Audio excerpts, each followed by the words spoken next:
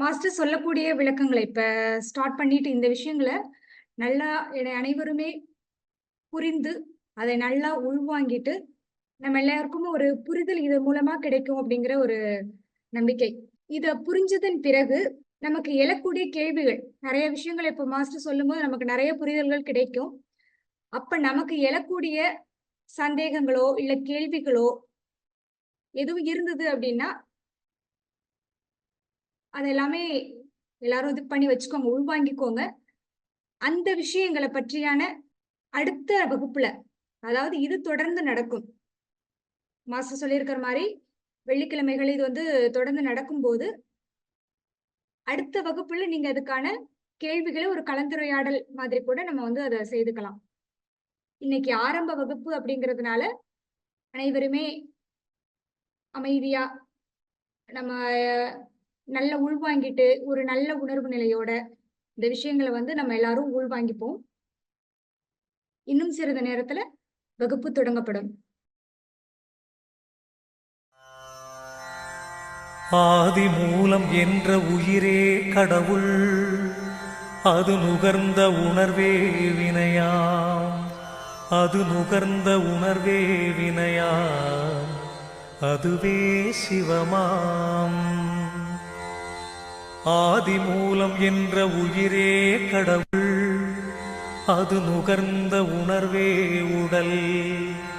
அது நுகர்ந்த உணர்வே உடல், அதுவே சிவம். ஆதி மூலம் என்பது உயிராகி நுகர்ந்த உணர்வுகள் உடலாவதே சிவம். நுகர்ந்த உணர்வுகள் உடலாவதே சிவம். நுகர்ந்த உணர்வுகள் உடலாவதே சிவம். உணர்வின் இயக்கமே வினை, உயிரின் இயக்கமே ஈசன். உயிரின் இயக்கமே ஈசன், உயிரின் இயக்கமே ஓம் என்ற பிரணவம். எந்த உணர்வை நுகர்ந்ததோ அந்த உணர்வின் இயக்கமே கடவுள். எந்த உணர்வை நுகர்ந்ததோ அந்த உணர்வின் இயக்கமே கடவுள்.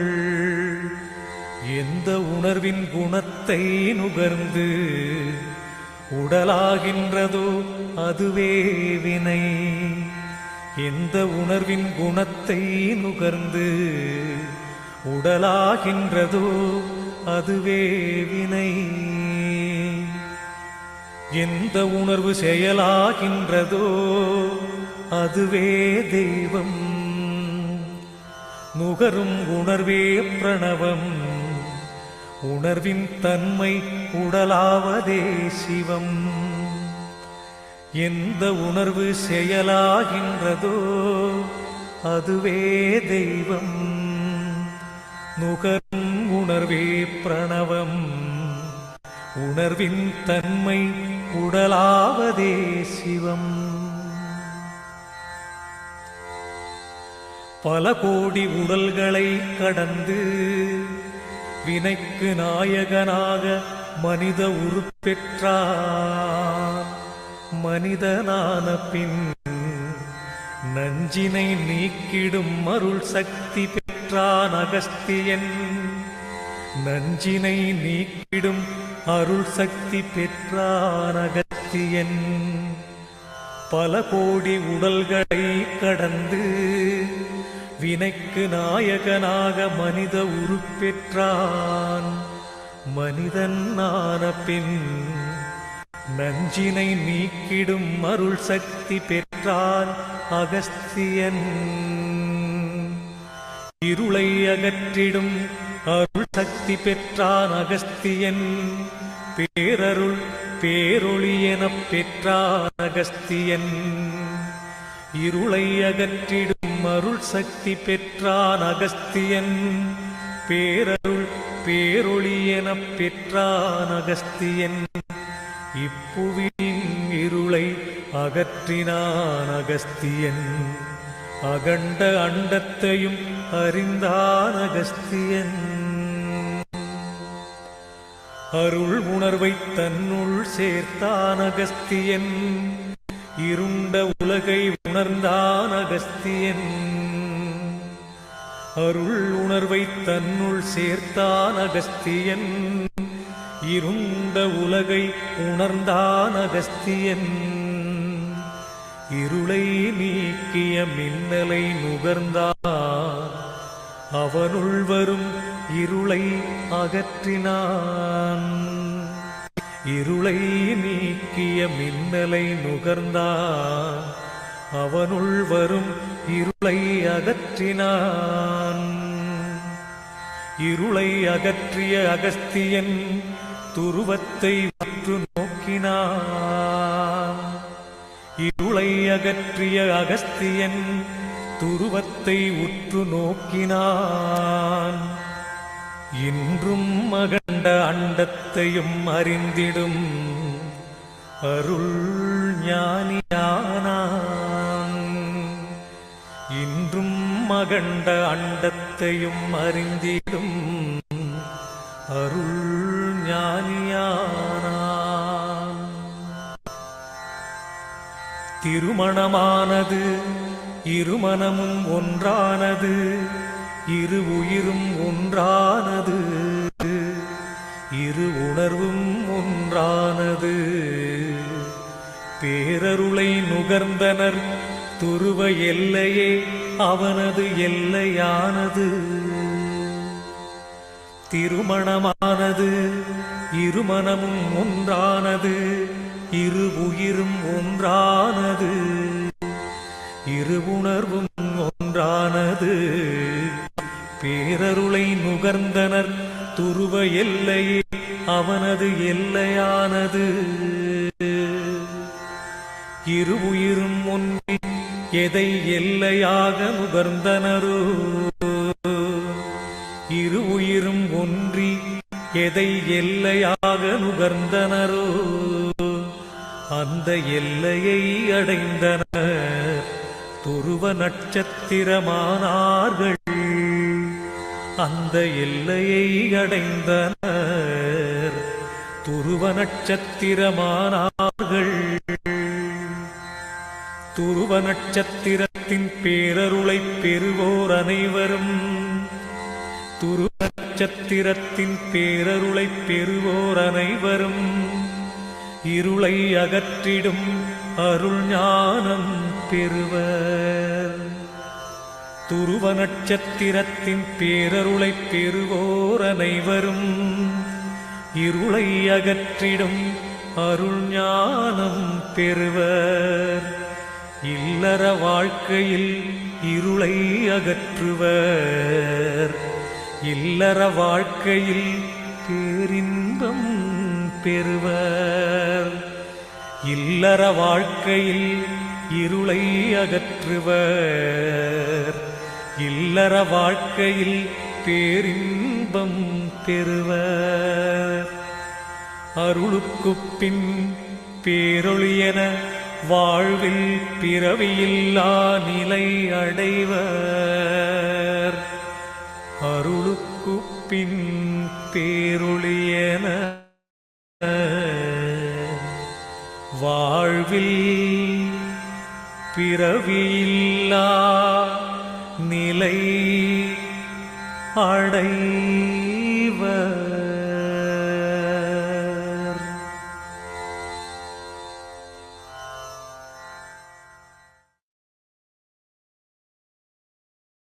அனைவருக்கும் வணக்கம். நமது ஆறா உறவுகள் அனைவரும் இணைய வழியாக நடக்கக்கூடிய இந்த வகுப்பில் அனைவருக்கும் வணக்கம்.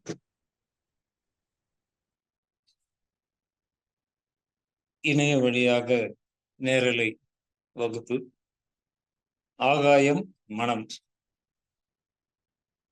இந்த முதல் வகுப்பாக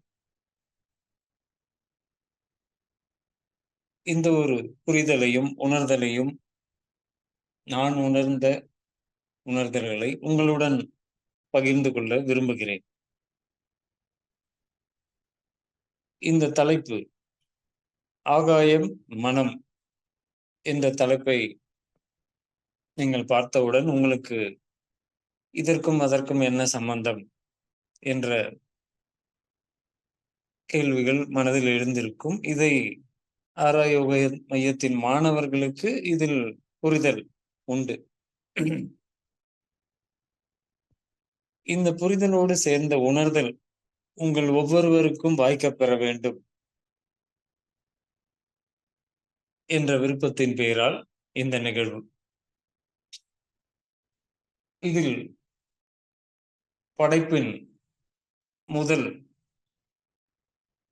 ஐம்பூதங்களின் முதல் பூதமான ஆகாயம் என்ற பூதத்தை பற்றியான அறிதல் என்பது உங்கள் அனைவருக்குமே நீங்கள் அறிந்தது.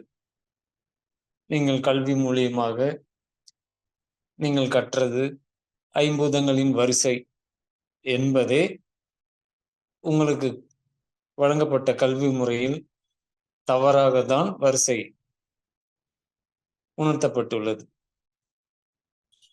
ஐம்பூதங்களின் வரிசையின் தொகுப்பு மிக சரியாக உணர்ந்து புரிந்து கொள்ள வேண்டும். இல்லை என்றால் புரிந்து உணர்ந்து கொள்ள வேண்டும்.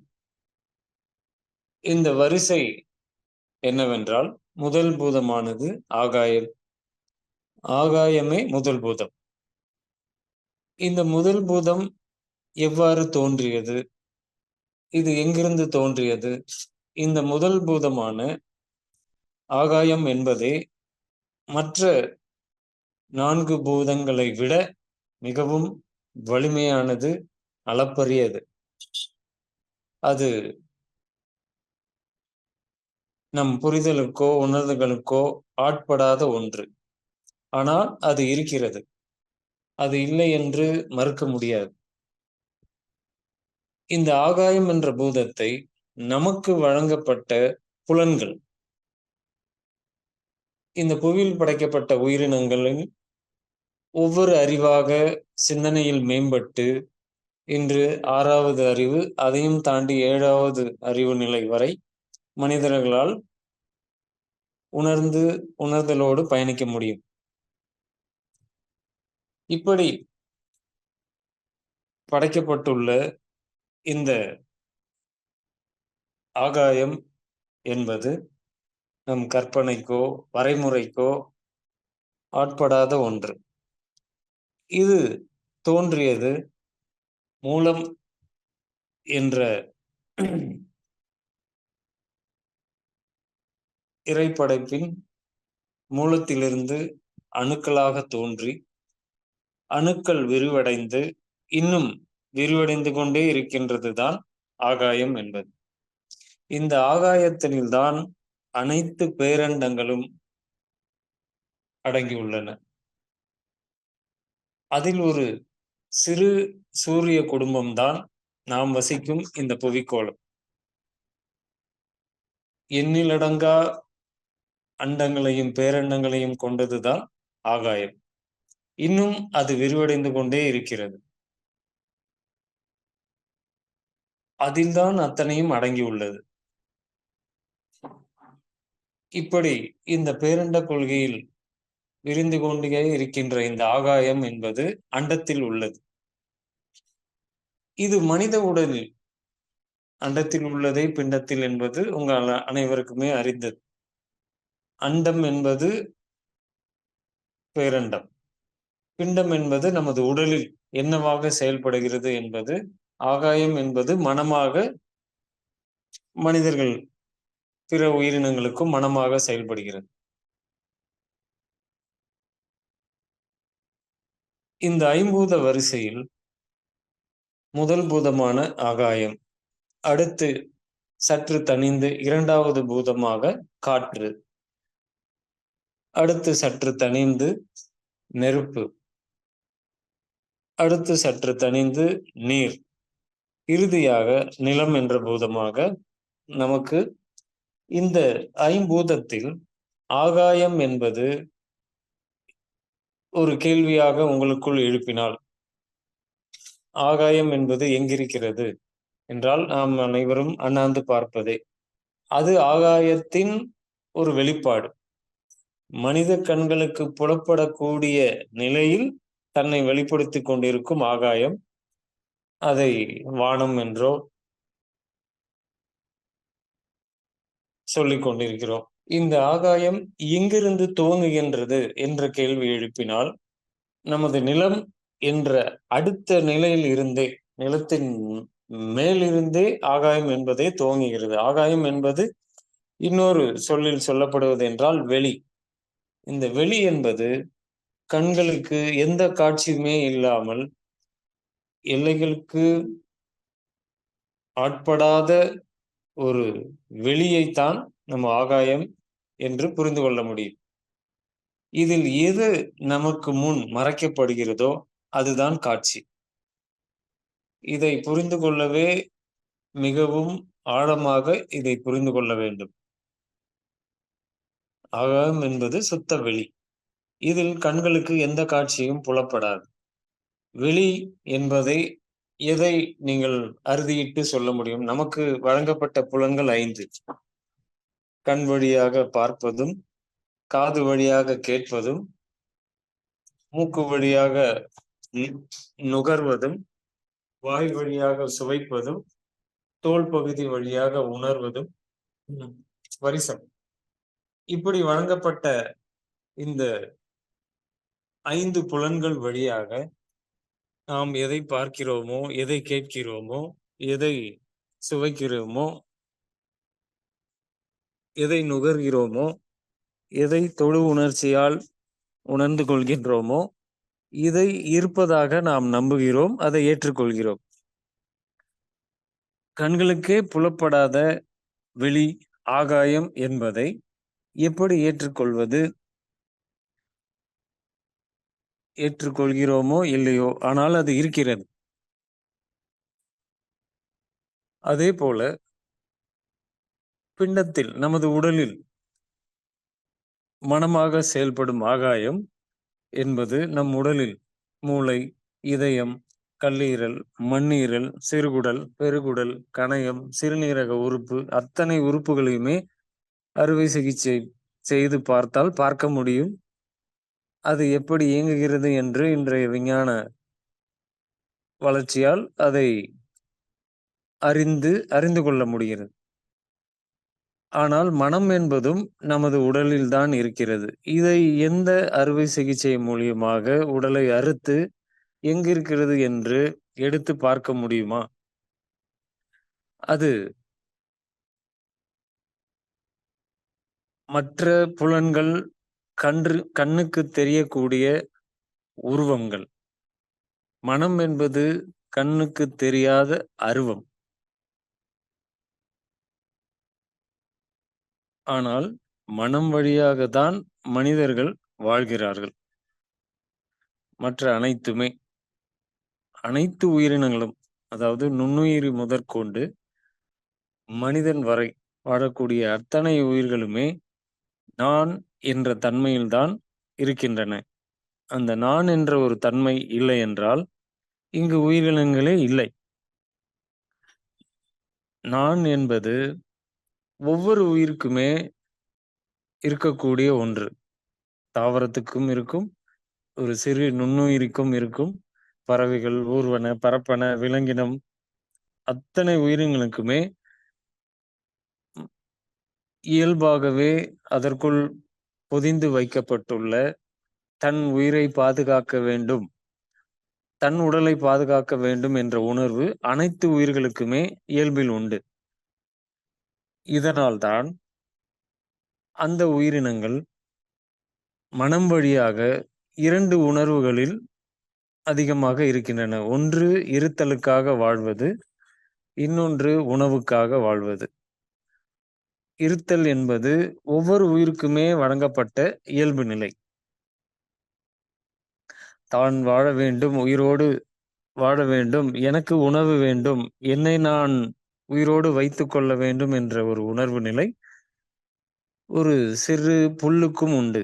அதனால்தான் அது வேர்களை பூமிக்கு அடியில் அனுப்பி ஈரத்தை தேடுகிறது. தன் கதிர்களை மேலே விரித்து வெப்பத்தை உள்வாங்குகிறது. இது இரண்டும் நடப்பதால்தான் அந்த புல் உயிரோடே இருக்கிறது. இப்படி ஒவ்வொரு உயிருமே எச்சரிக்கை உணர்வில் வாழ்கின்றன. ஒரு மான், காட்டில் வாழும் மான் தனது பார்வையை செலுத்தினால் அது பார்ப்பது தன் உணவு அங்கிருக்கிறதா? அதைத் தாண்டி அதற்கு மனதிலிருந்து எழுவது, பிற உயிர்களால் நமக்கு ஏதும் ஆபத்து உண்டா? இந்த 2 உணர்வுகள் மட்டும் தான் அவைகளுக்குள் இருக்கும். இவை 2ம் இந்த 2 கருத்துக்களும் அவைகளுக்கு ஆட்படும்போது, உணவு ஒரு இடத்தில் இருக்கிறது. அங்கு நமது உயிருக்கு எந்த ஆபத்தும் இல்லை என்ற ஒரு நிலை வரும்போது, அவைகளுக்குள் 3வது நிலையாக இச்சை என்ற குணம். அதாவது இச்சை என்பது கீழான நிலை அல்ல. நாம் மனிதர்களுக்குள் புரிந்து வைத்திருப்பது இச்சை என்பது கீழான குணமாக இங்கு பேசப்படுகிறது. அது அல்ல. நான் சொல்வது இச்சை என்பது அது அல்ல. பாலுணர்வு. தன் இணையை தேடுவது, கூடுவது, இனப்பெருக்கம் செய்து கொள்வது. அந்த பக்குவ நிலை, பருவநிலை வரும்போது ஒரு பெண் இனம் அந்த நிலைக்கு, அந்த தன்மைக்கு வரும்போது ஒரு ஆண் இணையால் கவரப்படும். கவரப்பட்டு அவைகள் ஒன்றிணைந்து தன் குட்டிகளை ஈனும். இப்படி ஒவ்வொரு உயிருக்குமே நான் என்ற தன்மை உண்டு. இது மனிதர்களுக்கும் உண்டு. இது மனிதர்களுக்கு இந்த நான் என்ற தன்மையை அடுத்ததாக அவர்களுக்கு மனம் வழியாக தான் என்பது உண்டு. இந்த தான் என்பது இருமாப்பு என்று சொல்லக்கூடிய நிலையில் உள்ளது.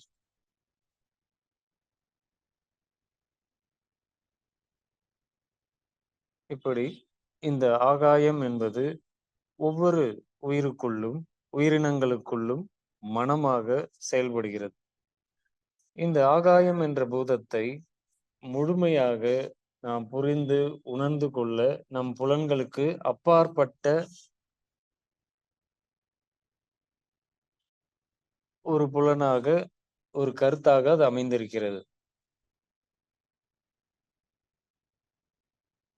இந்த ஆகாயம் என்ற ஒரு தன்மையை நம் மனம் வழியாக தான் முழுமையாக உணர்ந்து, புரிந்து, உணர்ந்து கொள்ள முடியும்.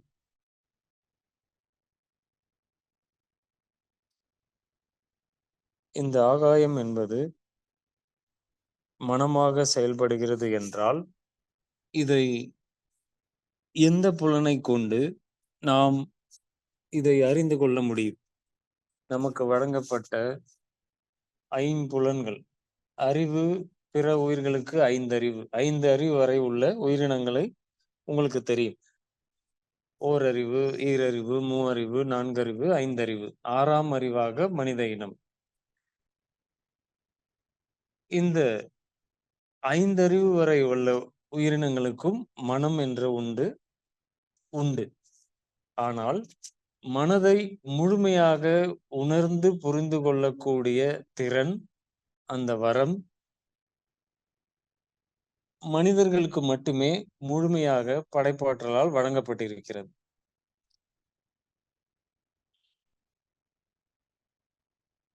மற்ற 5 அறிவுகளைக் கொண்டு வழங்கப்பட்ட 5 புலன்கள் வழியாக நீங்கள் பார்க்கும், கேட்கும், நுகரும், சுவைக்கும், தொடு உணர்ச்சி மூலியமாக நீங்கள் உணரும் அத்தனை காட்சிகளையோ, மற்ற உணர்வுகளையோ உங்களால் நம்பி ஏற்றுக்கொள்ள முடிகிறது. ஆனால் மனம் என்ற ஒன்று எனக்குள் இருக்கிறது. அதன் வழியாக தான் நான் வாழ்கிறேன்.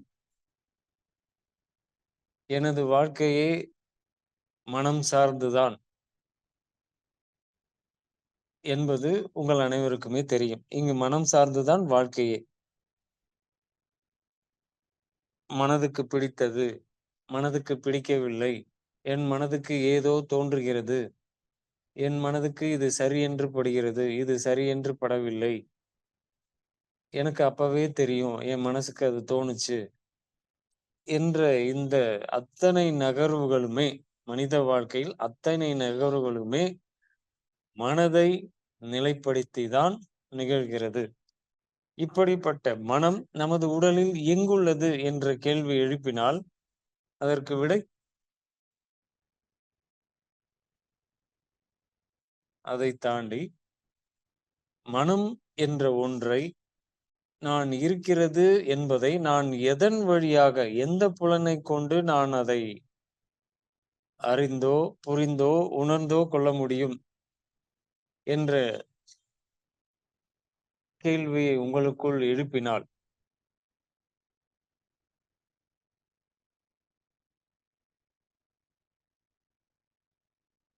அது உங்கள் மனதில் இருந்துதான் மனதை உணரவோ, புரிந்து கொள்ளவோ முடியும். நீங்கள் அறிந்து கொள்வது உங்களது அறிவால். புரிந்து கொள்வது என்பது மனதால்.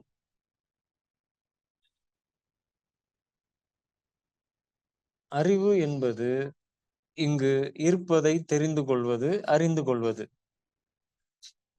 தெரிந்து கொள்வது என்பது வழக்கு மொழி. அறிந்து கொள்வது என்பது தமிழ்ச் சொல்.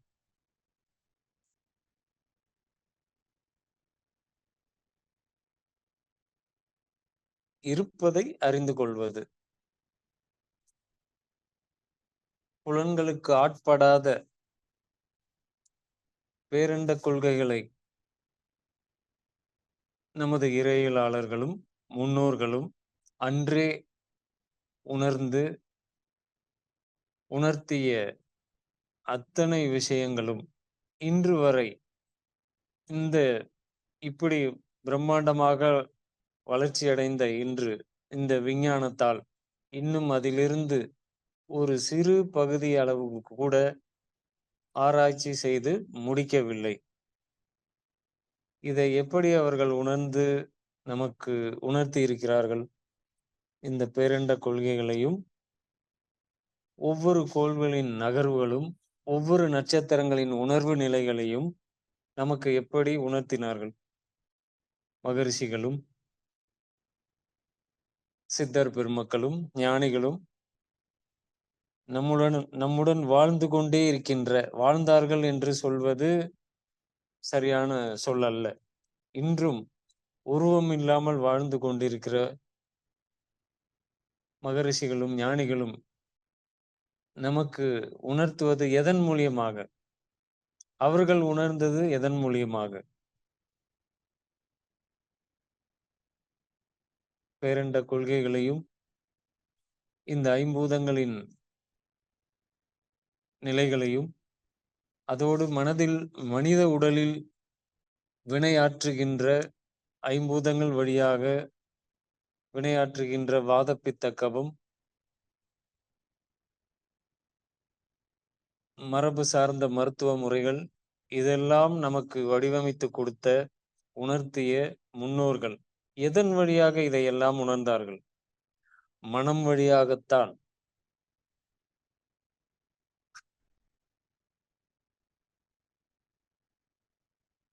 இன்று இவ்வளவு கருவிகளை வைத்துக்கொண்டு மனித உடலை ஒவ்வொரு கூறாக ஆராய்ச்சி செய்து, உடலில் உள்ள ஒவ்வொரு செல்லையுமே ஆராய்ந்து, அதில் ஏற்படும் நலக்குறைபாடுகளை நோய் என்ற பெயரில் பறைசாற்றி, உங்களுக்கு அச்சுறுத்தல்களை வழங்கி குணப்படுத்த முடியாமல், கருவிகளைக் கொண்டு நாங்கள் கண்டுபிடித்து விட்டோம் என்று பெருமைப்படுத்திக் கொள்கின்ற இன்றைய விஞ்ஞானம், இது எதனால் ஏற்பட்டது என்ற ஒரு நிலையை உங்களுக்கு வழங்குகிறதா? இல்லை உங்களுக்கு ஏற்பட்ட சீர்கேடுகளை அது குணப்படுத்துகிறதா? என்றால் இல்லை என்பதே உங்கள் அனைவருக்கும் தெரியும்.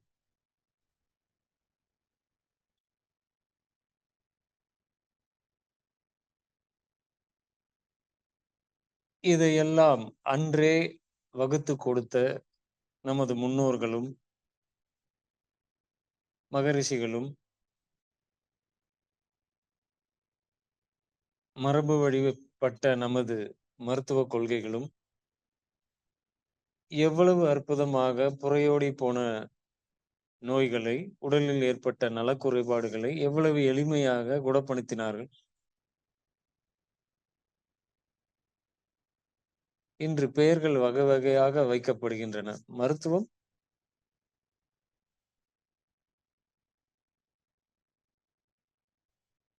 இதையெல்லாம் அன்றுள்ள நமது முன்னோர்களும், நம்மை வழிநடத்தியவர்களும், இறையியலாளர்களும் எதன் வழியாக இதையெல்லாம் உணர்ந்தார்கள் என்றால், மனம் வழியாக. அப்ப இந்த மனம் என்ற ஒன்று எவ்வளவு அற்புதமான ஒரு கருவி.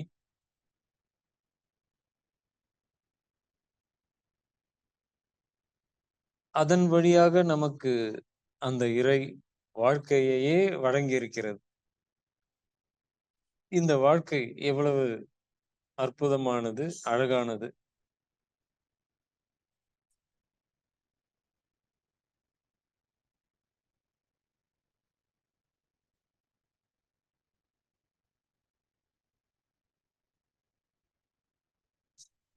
இப்படி படைக்கப்பட்டு எல்லா அருளையும் வழங்கி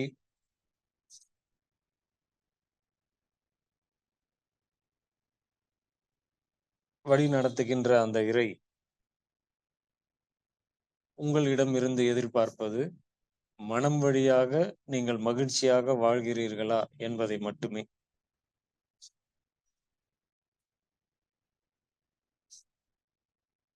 இந்த மகிழ்ச்சியும், நிறைவும், இன்பமும் பிறர் கொடுத்து வருவதல்ல. அது அவரவர்களுக்குள் உணர்ந்து அதில் திளைப்பது, வாழ்வது என்பதே.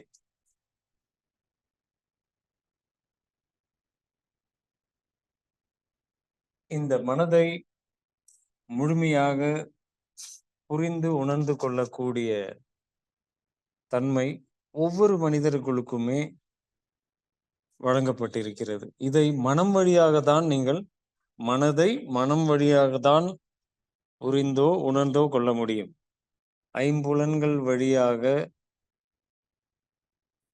மற்றதை பார்த்து, கேட்டு, நுகர்ந்து, சுவைத்து, அறிந்தோ புரிந்தோ கொள்ள முடியும். மனம் என்பதை மனம் வழியாக மட்டுமே நீங்கள் புரிந்து உணர்ந்து கொள்ள முடியும். அதாவது இதை இப்படி சொன்னால் உங்களுக்கு எளிதாக விளங்கும். தானே தன்னை உணர்தல், தானே தன்னை அறிதல் என்ற நிலை. இன்றுள்ள மனிதர்கள் புற விஷயங்களில், புறத்தில் உள்ளவைகளை முழுமையாக அறிந்து அறிவு குப்பைகளை சேர்த்து கொண்டே இருப்பதால் இந்த மனம் வழியாக உணர்ந்து புரிந்து கொள்ளக்கூடிய திறனை இழந்து கொண்டே இருக்கிறார்கள் இன்றுள்ள மனிதர்கள். இன்றுள்ள சமூகத்தில் உள்ள மனிதர்கள் கருவிகளிலேயே கட்டுண்டு கிடந்து தன் உணர்விலிருந்து எழக்கூடிய உணர்வலைகளை உணர்ந்து புரிந்து கொள்ளாமல் புற விஷயங்களிலேயே ஆட்பட்டு புறம் வழியாகவே அனைத்தையும் உள்ளே பதிவு செய்து கொண்டு அந்த பதிவு செய்து கொண்ட உணர்வுகளால் அவர்கள் உடல்களில் ஏற்படும் ரசாயன மாற்றங்களால் இங்கு நோய்களுக்கு ஆட்பட்டு மனக்குழப்பங்கள், மனதில் ஏற்படக்கூடிய அடிப்படையான தன்மைகள், மனதில் ஏற்படக்கூடிய அடிப்படையான தன்மைகளை மும்மூன்றாக நாம் பார்த்து வந்தோம் என்றால், முதலில் மனதை புரிந்து கொள்ள நீங்கள் இந்த தன்மையை, அதாவது இயல்பு, பண்பு, குணம், இதை முழுமையாக புரிந்து கொள்ள வேண்டும். பண்பு என்றால் என்ன? இயல்பு என்றால் என்ன? குணம் என்றால் என்ன? குணம் என்பது இங்கு நீங்கள் சொல்வது மோசமான குணம், நல்ல குணம், தீய குணம் இது அல்ல. குணம் என்பது மிக ஆழமாக புரிந்து கொள்ளக்கூடிய ஒரு தன்மை. இந்த நிலையிலிருந்து பண்பு, இயல்பு, குணம் இந்த நிலைகளிலிருந்து நீங்கள் புரிந்து உணர்ந்து மேன்மை அடைந்தால் உங்கள் சிந்தனை வழியாக நீங்கள் மேன்மை பெற்றால் அடுத்த நிலையான 3 தன்மைகள் உங்களுக்கு புலப்படும். அவை ஆணவம், கன்மம், மாயை. இந்த ஆணவம், கன்மம், மாயை என்பது மிக அடிப்படையான ஒன்று.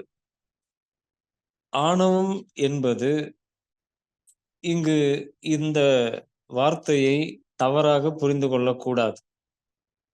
ஒரு மனிதர் ஆணவத்தில் ஆடுகிறார், அவர் அழிந்து போகப் போகிறார், அந்த ஆணவம் அல்ல. ஆணவம் என்பது நான் சற்று முன் கூறிய எல்லா உயிர்களுக்கும் இயல்பில் பொதிந்துள்ள நான் என்ற குணம்தான் இந்த ஆணவம். ஆணவம் என்பது குற்றமல்ல, அது பாவமும் அல்ல. அது இயல்பில் உள்ளது. நான் என்பதே இங்கு ஆணவம் என்ற நிலை. நான் என்ற குணம், அந்த தன்மை இருந்தால் மட்டுமே இங்கு உயிரினங்கள் வாழும், இருக்கும். இல்லை என்றால் ஒன்றுமே இருக்காது. மனித இனம் வரை. அதை நீங்கள் ஆணவமாக புரிந்து கொள்ளுங்கள். அடுத்ததாக கன்மம் என்பது இங்கு படைக்கப்பட்ட அத்தனை உயிர்களுமே செயல்பட்டுக் கொண்டே இருக்கும். செயல்படாத ஒன்று இந்த பேரண்டத்திலோ, இந்த புவியிலோ இருக்க வாய்ப்பே இல்லை. நீங்கள் பேரண்டத்தில் ஒரு விண்கல்லை உற்று நோக்கினால் அது சுழன்று கொண்டே இருக்கும். அதில் நிலை மாற்றங்கள் ஏற்பட்டுக் கொண்டே இருக்கும். செயல்படாத ஒன்று ஒரு பருப்பொருளோ, ஒரு உயிரினமோ எதுவுமே இங்கு இல்லை. இந்த கேள்வியை உங்களுக்குள் எழுப்பிப் பாருங்கள். இந்த பேரண்டத்தில் நகராமல் நிலையாய் இருக்கின்ற ஏதாவது ஒன்று உள்ளதா? என்ற இந்த கேள்வியை உங்களுக்குள் எழுப்பி, உங்களின் மனதை விசாலமாக்கி, இந்த புரிதலோடு இந்த பேரண்டத்தை நீங்கள் உணர்ந்து பார்த்தால், இங்கு நகராத ஒரு பொருளோ, ஒரு உயிரோ எதுவுமே இல்லை. அசைவற்றது என்று எதுவுமே இல்லை. இந்த கன்மம் என்பது படைக்கப்பட்ட அத்தனை உயிரினங்களுமே வினையாற்றும். வினை என்று நான் இங்கு சொல்வது செயல். ஏதாவது ஒரு செயல் செய்து கொண்டே இருக்கும். செயல்படாத ஒன்று இங்கு இல்லை.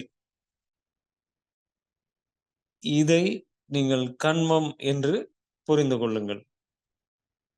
ஆணவம் என்பது நான் என்ற தன்மையில் இருக்கின்றது. அது ஆணவம். கன்மம் என்பது வினையாற்றுவது. மாயை என்பது இங்கு மாயை என்ற ஒரு சொல்லை இந்த மத குருமார்களும், சமயம் சார்ந்தவர்களும் வகுப்பு தொடரலாம். இடையில இணைப்பு துண்டிக்கப்பட்டது. தொடர்ந்து வகுப்பு கவனிக்கலாம். இப்படி இந்த ஆணவம், கன்மம், மாயை என்ற இந்த 3 தன்மைகளை நீங்கள் புரிந்து கொள்ள வேண்டியது, ஆணவம் என்பது நான் என்ற தன்மையில் உள்ளது. கன்மம் என்பது செயலாற்றுவது, வினையாற்றுவது, செயலாற்றுவது என்பதின் மூலியமாக கன்மம் என்ற ஒன்றை நீங்கள் புரிந்து கொள்ளுங்கள். மாயை என்பது, இந்த மாயை என்ற இந்த வார்த்தையை இன்றுள்ள சமூகத்திற்கு மத குருமார்களால், சமயத்தவர்களால் உங்களை அடிமைப்படுத்தி தன் கைக்குள் வைத்துக் கொள்வதற்காக நீங்கள் மாயையில் ஆட்பட்டு கிடக்கிறீர்கள் என்ற ஒரு குற்ற உணர்ச்சியை நமக்குள் எழுப்பி, இதிலிருந்து நான் வெளிவர வேண்டும் என்ற ஒரு நிலைக்காக நீங்கள் அவர்களை பின்தொடர்ந்து, அவர்களை வழிபட்டு செயல்படக்கூடிய நிலைக்கு உங்களை ஆட்படுத்துவதற்காக பயன்படுத்திய வார்த்தை மாயை. இந்த மாயை என்ற வார்த்தையை மிக சரியாக புரிந்து கொள்ள வேண்டும்.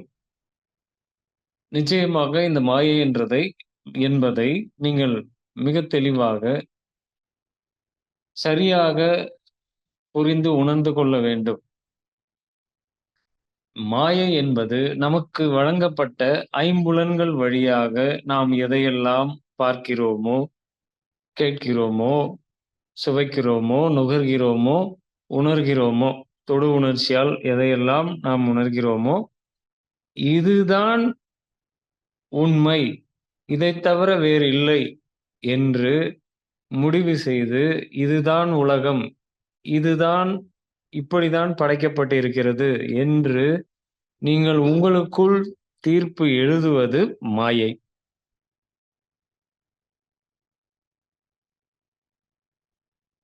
இங்கு நமது கண்களுக்கு புலப்படாத காட்சிகள் நம்மை சுற்றியே நிறைய உண்டு.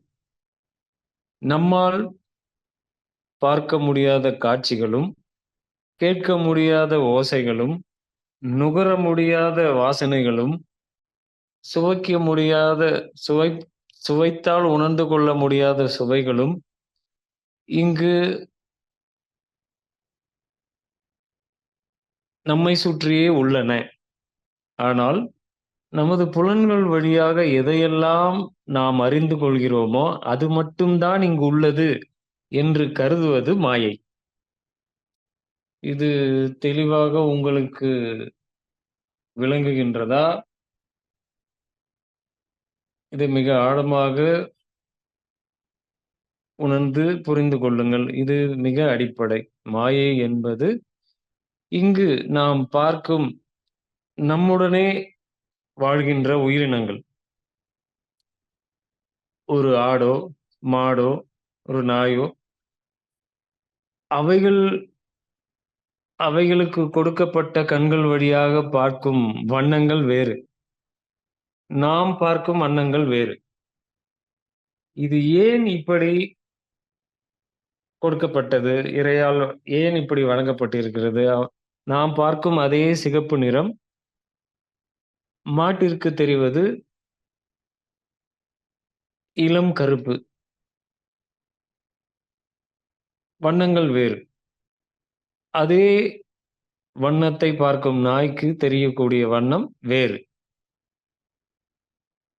மீன்கள் பார்க்கும் வண்ணங்கள் வேறு. இப்படி ஒவ்வொரு உயிருமே அதற்கு வழங்கப்பட்ட புலன்கள் வழியாக அவைகள் வாழ்வதற்கு தேவையான காட்சிகளையும், சுவைகளையும், உணர்வுகளையும் வழங்கியிருக்கிறது இறை. உன் வாழ்க்கைக்கு இது போதும். இதைக் கொண்டு நீ வாழ். இதை தாண்டி மனதால் உணரக்கூடிய அருவமான விஷயங்கள், தன்மைகள் இந்த புவியில் உண்டு. இதை உணர்ந்து புரிந்து கொள்ளக்கூடிய தன்மை மனிதர்களுக்கு மட்டுமே வழங்கப்பட்டிருக்கிறது. மனதால் தான் நமது முன்னோர்களும், சப்த ரிஷிகளும், சித்தர் பெருமக்களும் உணர்ந்து நமக்கு உணர்த்தி இருக்கிறார்கள். பேரண்ட கொள்கைகள் முதல் வாழ்க்கைக்கு தேவையான அத்தனை கருத்துகளையும், தன்மைகளையும். இந்த உணர்வு நிலை அவர்களுக்கு மட்டுமா என்றால் இல்லை. அது நமக்கு ஒவ்வொருவருக்குமே வழங்கப்பட்டிருக்கிறது. அந்த நிலைக்கு நாம் சிந்தனையை மேம்படுத்தினால், அவர்கள் நிலைகளை நாமும் அடைய முடியும். இது பாகுபாடு பார்த்து இறை வழங்குவதல்ல. இறைக்கு அனைவருமே பிள்ளைகள்தான். இது உயர்ந்த பிள்ளை, இது தாழ்ந்த பிள்ளை என்ற பாகுபாடு இறைக்கு இல்லை. அப்படி படைக்கவும் இல்லை. அப்படி படைத்தால் அது இறையே அல்ல. நமது சிந்தனையால் நாம் மேம்பட்டு, அந்த நிலைக்கு நாம் நம்மை மேன்மைப்படுத்திக் கொள்ளும்போது, இங்கு அருவமாக உள்ள மனதால் உணர்ந்து புரிந்து கொள்ளக்கூடிய அனைத்துமே நம்மாலும் உணர்ந்து புரிந்து கொள்ள முடியும். பாகுபாடின்றி அனைவருக்குமே இது வழங்கியிருக்கிறது படைப்பு.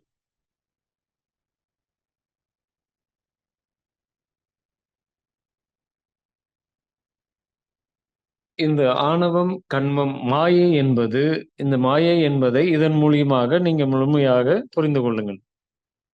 மாயை என்பது புலன்களுக்கு ஆட்படுவது மட்டுமே இங்கு இருக்கின்றன. அதை தாண்டி இங்கு ஒன்றுமில்லை. இதுதான் உலகம் என்று இருப்பது மாயை. உங்களைப் பற்றியே நீங்கள் புரிந்து கொள்ளவோ, உணர்ந்து கொள்ளவோ உங்கள் மனதால் தான் முடியும்.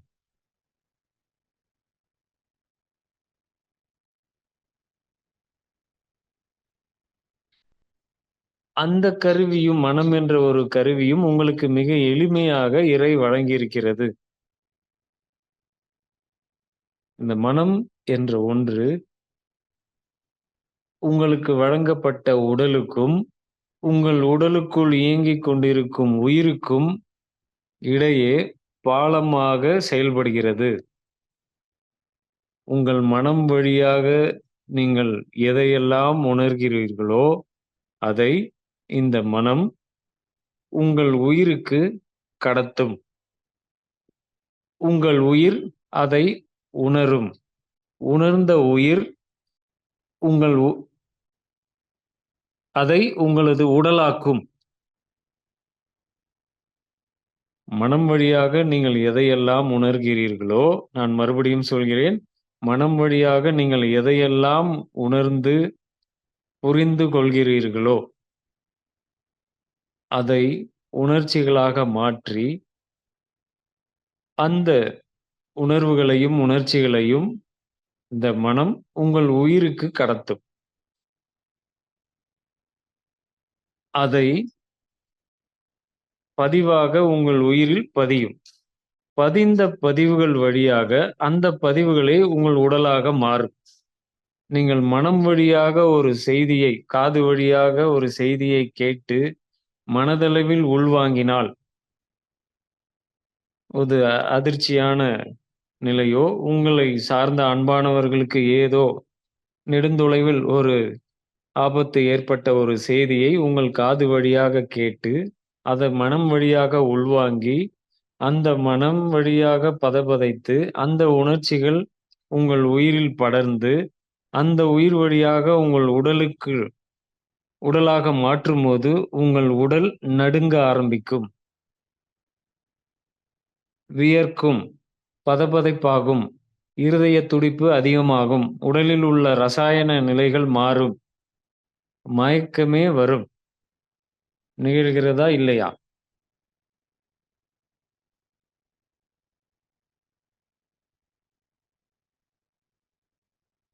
இது ஒரு நிகழ்வு நடப்பதால் ஏற்படுவது. இது அல்லாமல் நீங்கள் உங்கள் கண்கள் வழியாக பார்க்கின்ற செய்தி, உங்களுக்கு சம்பந்தம் இல்லாத எங்கோ உலகத்தில் மூலையில் நடக்கின்ற ஒரு காட்சி, உங்கள் வீட்டில் உள்ள தொலைக்காட்சி மூலியமாக உங்கள் கண்கள் வழியாக நீங்கள் பார்க்கும் அந்த ஒரு பேரிடரோ, ஒரு விபத்தோ, எங்கோ நடக்கின்ற ஒரு நிகழ்வு உங்கள் முன் காட்டப்படும்போது என்றால் நீங்கள் பார்ப்பதுதான். அதை உங்கள் கண்கள் வழியாக கவர்ந்து, உங்களுக்கு வழங்கப்பட்ட புலன் அது கண்கள். கண்கள் வழியாக அதை பார்த்து, அதை உங்கள் மனம் வழியாக உள்வாங்கி, உணர்ந்து, அந்த செய்தி மனதிலிருந்து உங்கள் உயிருக்கு கடத்தப்பட்டு, ஏன்னா மனம் என்பதுதான் பாலம். உயிருக்கும் உடலுக்கும் இடையில் பாலமாக செயல்படுவது. இந்த செய்தி மனதால் உள்வாங்கப்பட்டு,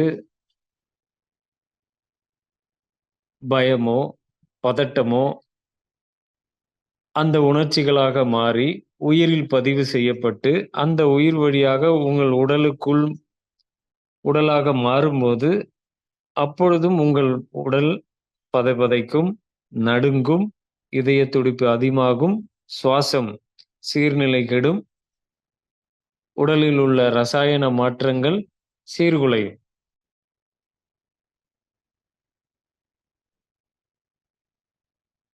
அந்த காட்சியை பார்க்கும்போதே அதிலிருந்து நீங்கள் விலகினால் இது உங்களுக்குள் நிகழாது. இவ்வளவுதானே நீங்கள் செய்ய வேண்டியது. நீங்களே தேடி தேடி சென்று பார்த்து உள்வாங்கும் அத்தனை பதிவுகளுமே உங்கள் உயிரில் பதிவு செய்யப்படுகிறது. அந்த உயிர் அந்த பதிவு செய்யப்பட்ட அனைத்தையுமே உங்கள் உடலாக மாற்றிக்கொண்டே இருக்கிறது. அப்படி உருவானதுதான் ஓர் அறிவிலிருந்து இந்த 6 அறிவு வரை உள்ள மனித உடல். ஓர் அறிவாக இருந்த அந்த ஓரறிவு உயிரினம், அபிபா என்று சொல்லக்கூடிய உயிரினம், அதற்கு கண்கள் கிடையாது, பார்வை கிடையாது, நுகர்தல் கிடையாது, சுவை தெரியாது.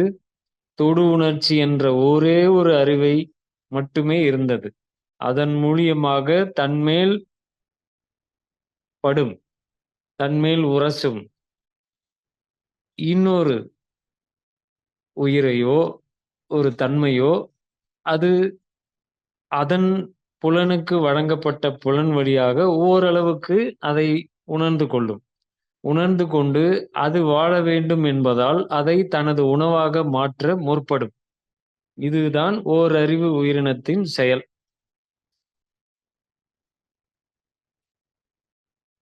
உங்கள் உடலிலும் ஓரறிவுள்ள உயிரினம் உண்டு. அது எது என்பது உங்களுக்கு தெரிந்திருக்கும். அது உங்கள் உடலில் உள்ள செல். அதற்கு ஓரறிவுதான்.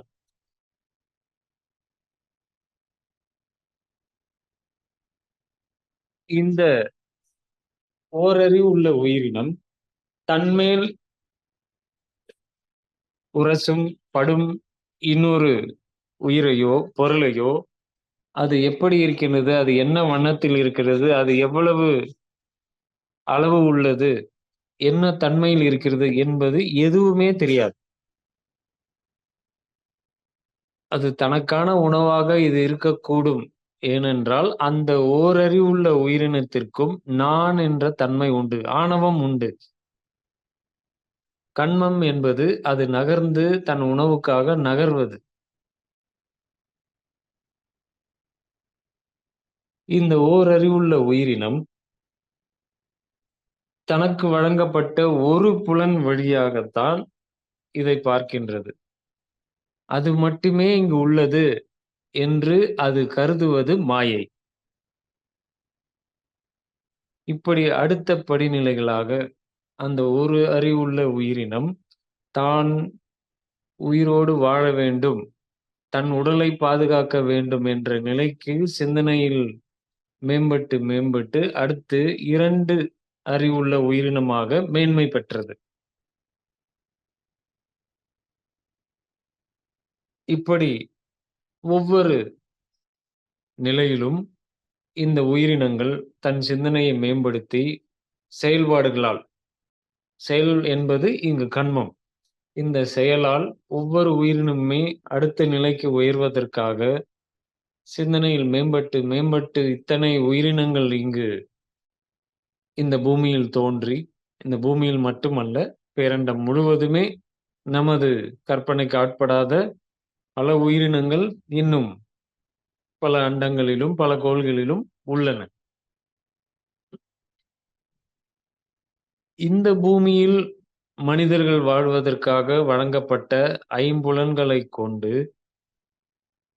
இந்த பூமியை விட்டு இன்னொரு கோளுக்கு சென்று, அதாவது நிலவு என்ற இதற்கு சென்று, அங்கு இறங்கி, அங்கு நீர் இல்லை, காற்று இல்லை, வாழ்வதற்கு தகுதி இல்லை என்று தீர்ப்பெழுத நீங்கள் யார்?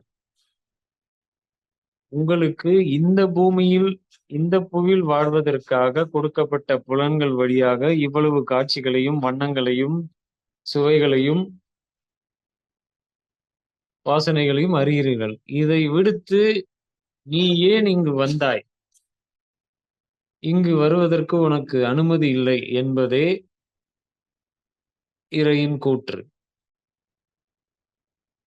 அங்கு ஆராய்ச்சி செய்து அங்கு நீர் இல்லை, காற்று இல்லை. அங்கு நீரும் இருக்கிறது, காற்றும் இருக்கிறது. அந்த நீரை பார்ப்பதற்கான கண் உனக்கு வழங்கப்படவில்லை.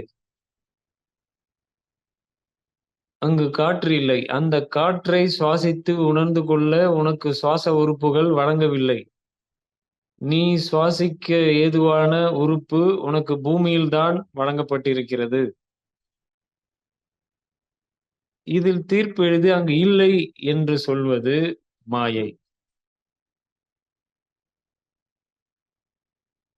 அங்கு மட்டுமல்ல, இங்கு வாழும்போதும் இதுதான் இருக்கிறது, இதைத் தவிர வேறொன்றும் இல்லை என்று நீங்கள் முடிவு செய்து நீங்கள் வாழ்ந்தால், அது நீங்கள் மாயையில் வாழ்கிறீர்கள் என்று புரிந்து கொள்ளுங்கள்.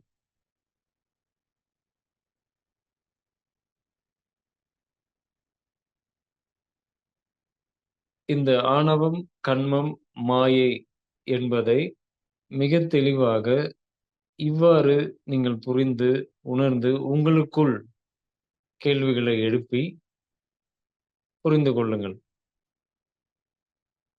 ஏனென்றால், இதன் அடுத்த படிநிலையாக ஆணவம், கண்மை, மாயை என்பதை மனம் வழியாக உணர்ந்து ஒரு நிலைக்கு வந்தபின், மனிதர்களுக்கு இருமாப்பு, அகம்பாவம், பெருமை, பொறாமை இந்த குணங்கள் எல்லாம் எழுகிறது. இதை இன்னும் விரிவாக அடுத்த வகுப்பில் பார்க்கலாம். அதாவது ஆணவம், கன்மம், மாயை முதல் நிலையாக பண்பு, இயல்பு, குணம். அதில் நீங்கள் சிந்தனையில் மேம்பட்டு அடுத்த நிலையான ஆணவம், கன்மம், மாயை என்பதை புரிந்து கொண்டீர்கள். இந்த ஆணவம், கன்மம், மாயை முழுமையாக ஒரு நிலைக்கு வந்த பின், அதாவது நமக்கு இருக்க இடம் இருக்கிறது, உண்ண உணவு இருக்கிறது, அதை தாண்டி எழும் உணர்ச்சிகளுக்கு ஆட்பட அனைத்தும் இருக்கிறது. அனைத்தும் இருந்த பின், மனதை கையாளக்கூடிய, புரிந்து கொள்ளக்கூடிய, உணர்ந்து கொள்ளக்கூடிய ஒரு திறன் மனிதர்களுக்கு வழங்கி இருக்கிறது. அதனால் இதிலிருந்து மேன்மை பெற வேண்டிய குணங்கள் அதே 3 நிலைகளான அன்பு, கருணை, கொல்லாமை, புரிந்து கொள்ளும் தன்மை. ஆனால் இதை விடுத்து இதற்கு மிகவும் கீழான நிலைகளான அகந்தை என்ற ஒன்று ஏற்படுகிறது மனிதர்களுக்கு. பிற உயிரினங்களுக்கு அகந்தை இல்லை. மனிதர்களுக்கு மட்டுமே அகந்தை என்ற குணம் உண்டு. அகந்தையின் நிலைகள் 3: இச்சை, பெருமை, பொறாமை.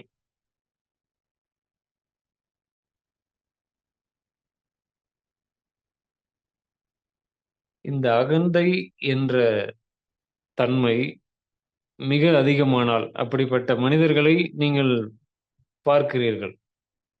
உங்கள் குடும்பத்திலேயே இருக்கலாம். இப்படிப்பட்ட மனிதர்களை அதிகமாக எங்கு பார்க்கலாம் என்றால், அதிகமான அகந்தையில் வாழ்ந்த மனிதர்கள் இன்று தெருக்களில் அலைகிறார்கள், பிச்சை எடுக்கிறார்கள், கோயிலில் வாசல்களில் அமர்ந்திருக்கிறார்கள். இவர்கள் அனைவருமே ஒரு நிலையில் அகந்தையில் இருந்தவர்கள்தான், இப்பொழுதும் இருந்து கொண்டிருப்பவர்கள்தான். அங்கும் அந்த அகந்தை அது அழியாது. அங்கும் இந்த அகந்தை என்பது பொருந்தாத ஒரு தன்மை. அதிலிருந்து நான் விலக வேண்டும் என்ற ஒரு அருளலே அவர்களுக்கு கிடைக்காது. அவர்கள் இறை தொழிலான மறைத்தல் என்ற ஒரு நிலையிலேயே வாழ்ந்து மடிந்து, அடுத்த பிறப்பிலாவது அவர்கள் மேன்மை பெற வேண்டும் என்று நீங்கள் உங்கள் கண்களில் அவர்கள் பட்டால், நீங்கள் வாழ்த்துவிட்டு நகர்ந்து செல்லுங்கள். இந்த அகந்தையின் உச்சநிலையாக அடுத்த 3 நிலைகளாக எனது, என்னால், எனக்காக என்ற தன்மைகள் மேலெழும்.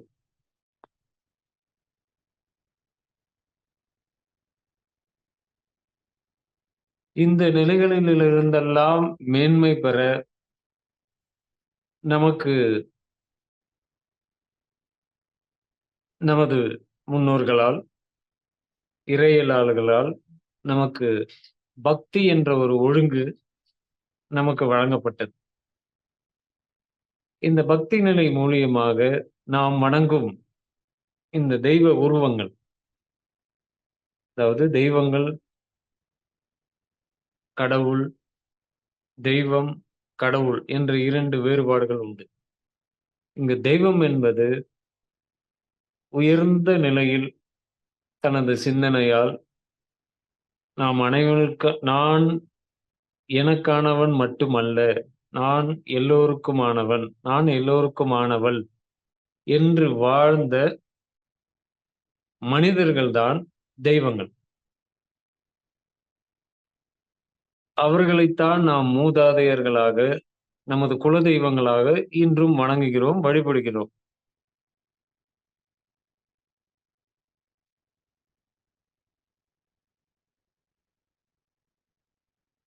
இந்த நிலை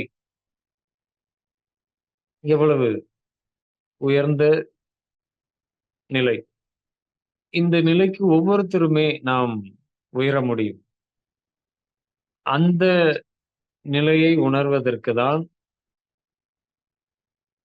நமது வகுப்புகளின் மூலியமாக நாம் அடிக்கடி உணர்த்தக்கூடிய ஒரு சொல், எனது எண்ணம், சொல், செயல் அனைத்தும் புனிதம் பெற வேண்டும். நான் பார்க்கும் யாவரும், என்னை பார்க்கும் யாவரும் அனைத்து நலமும் வளமும் பெற வேண்டும் என்ற ஒரு உணர்வு நிலையை நீங்கள் உணர்வு ரீதியாக உங்களுக்குள் என்ன என்ன எடுக்க எடுக்க அந்த தன்மை உங்களுக்கு இந்த உலகத்தையே வேறு நிலைகளுக்கு உங்களுக்கு காட்டும். இந்த நிலைக்கு நீங்கள் உயர்ந்தால் நீங்கள் தெய்வ உருவங்களையோ கடவுள் வழிபாட்டையோ விடுத்து சக மனிதர்களை வணங்குவீர்கள், வழி நடத்துவீர்கள்.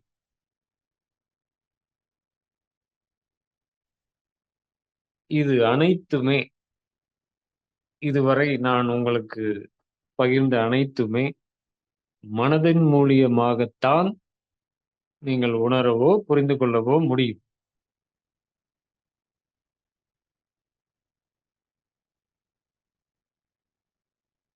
அடிப்படையான மனதின் குணங்கள் 3. நான் சொல்லிக் கொண்டிருப்பது அனைத்துமே 3 சொல்லிக் கொண்டிருக்கிறேன். மனதின் அடிப்படையான குணங்கள் 3. அது ராஜச குணம், தான் என்ற நிலை. தாமச குணம், எதுவுமே அற்ற ஒரு நிலை. செயல்பட வாய்ப்புகள் இருந்தும் செயல்படாமல் இருப்பது. சாத்வீக குணம், இது அனைத்தையும் புரிந்து உள்வாங்கி புரிந்த நிலையில் இருப்பது. இந்த 3 குணங்கள் மனித மனதால் உணர முடியும். இந்த 3 குணங்களும் உண்டு. இதில் நீங்கள் எந்த குணத்தில் இருக்கிறீர்கள் என்பதை நீங்களே உங்களை சீர்தூக்கி பார்த்துக் கொள்ளுங்கள். ராஜச குணமா, தான், எனது, என்னால் என்ற குணத்தில் இருக்கிறேனா? இல்லை செயல்பட அனைத்தும் இருந்தும், அதாவது பொதுவாக இங்கு மனிதர்கள் 2 நிலைகளை நான் அடிக்கடி சொல்வது உண்டு மாணவர்களுக்கு. திறமையானவர்கள் என்று ஒரு சாரர், இன்னொரு சாரர் எப்படி என்ற கேள்வி எழுப்பினால், அடுத்து திறமை இல்லாதவர்கள் என்ற பதில் அல்ல. திறமை இல்லாத ஒரு உயிர் இந்த புவியில் இல்லை. திறமைகள் இருந்தும் பயன்படுத்தாதவர்கள், இவர்கள்தான் தாமச குணம் என்ற குணம் உள்ளவர். இது மனதின் குணம். இதன் மனிதன் குணமே மனிதனின் குணமாக இங்கு வெளிப்படுகிறது. பொதுவாக பேச்சு வழக்கில் சொல்வது, அவனுடைய குணம் சரியில்லை, அவனோடு சேராதே, அவனிடம் உறவு வைத்துக் கொள்ளாதே என்றுதான் இங்கு அறிவுரை வழங்கப்படுகிறது. அவர் நல்ல மனிதர், நல்ல குணம் படைத்தவர், அவருடன் நெருங்கி பழகு. இப்படித்தானே நாம் மனம் வழியாக தான் மனிதர்களை நாம் புரிந்து கொள்கிறோம். அந்த மனம் எப்படி இருக்கிறதோ அதுதான் அந்த மனிதரின் வெளிப்பாடு.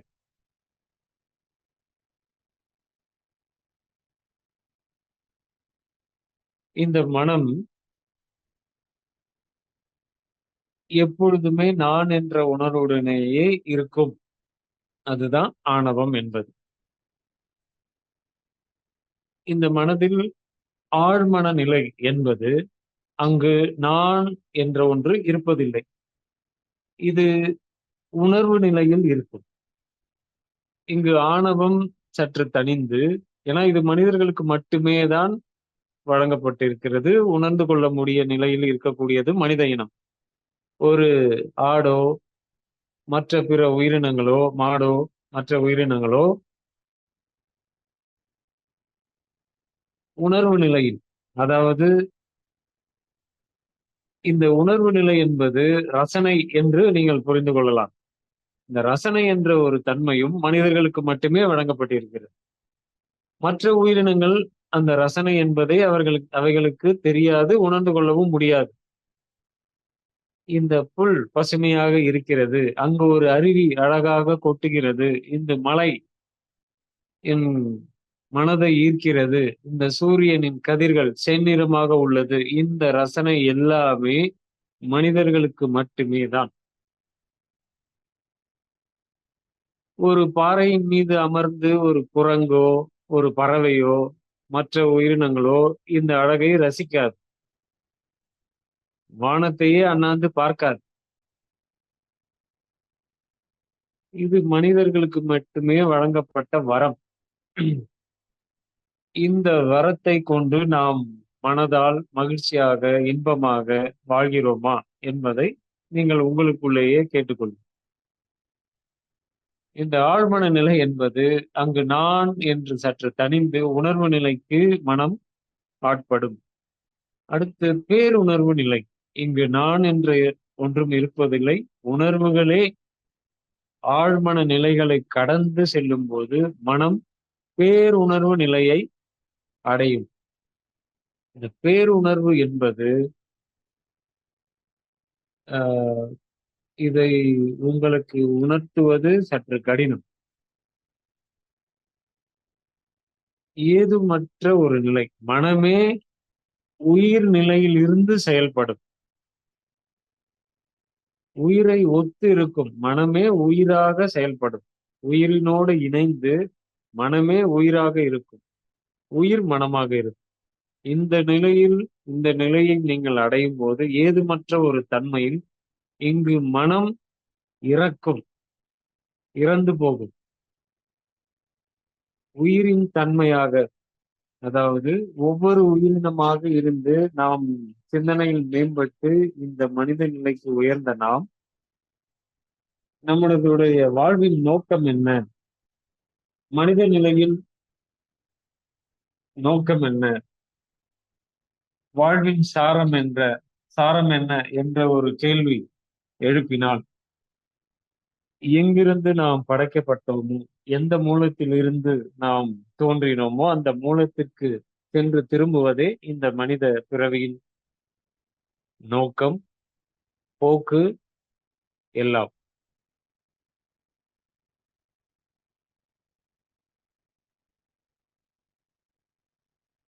இந்த பேருணர்வு நிலையில்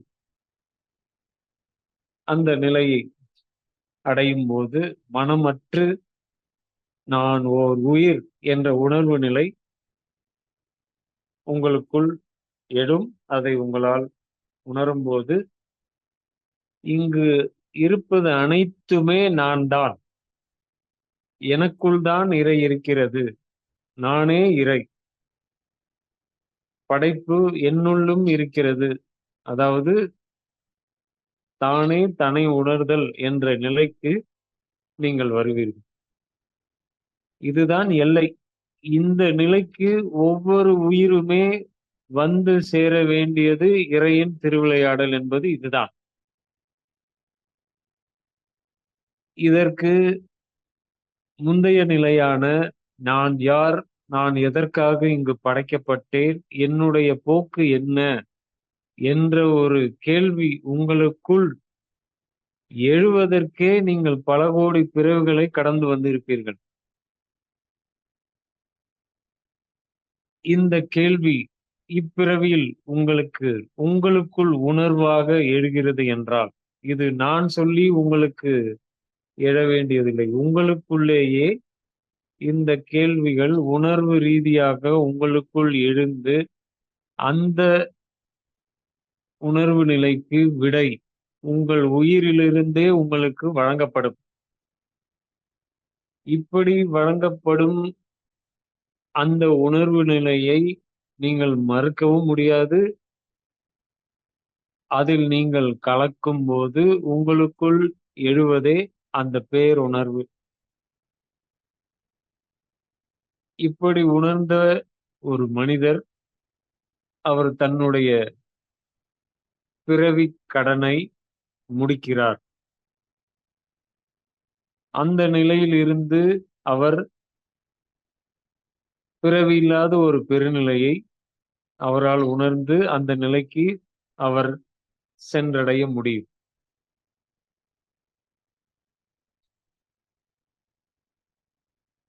இதுவே பேருணர்வு நிலை என்பது. இந்த நிலைக்கு நீங்கள் நகர்வதற்கு, இந்த நிலையை நீங்கள் அடைவதற்கு பெருமுயற்சியோ, பல வருடங்களாக செய்ய வேண்டிய பயிற்சியோ எதுவுமே இல்லை.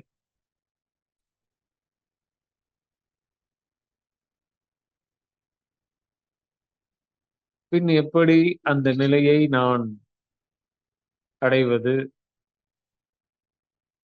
என்று நீங்கள் கேட்டால், உங்களுக்குள் ஆழ்ந்த விருப்பம் மட்டுமே அதற்கு தேவை. நான் என்னை முழுமையாக புரிந்து கொள்ள வேண்டும். என்னை நான் முழுமையாக உணர்ந்து கொள்ள வேண்டும். இதன் மூலியமாக எனது வாழ்க்கை இன்பமாக இருக்க வேண்டும். நான் இன்பமாக வாழ வேண்டும். நான் எல்லோருக்குமான மனிதராக என்னுடைய மனதிலிருந்து எழும் எண்ணம், சொல், செயல் அனைத்தும் சக உயிரினங்களையும் மனிதர்களையும் உயர்த்தக்கூடியதாக இருக்க வேண்டும். நான் பார்க்கும் யாவரும், என்னை பார்க்கும் யாவரும் மேன்மை பெற வேண்டும் என்ற முழுமையான ஒரு ஒப்படைப்போடு இருக்கக்கூடிய உணர்வு நிலை உங்களுக்குள் எழுந்தால் உங்கள் வாழ்க்கை இன்பமாக மட்டுமே இருக்கும்.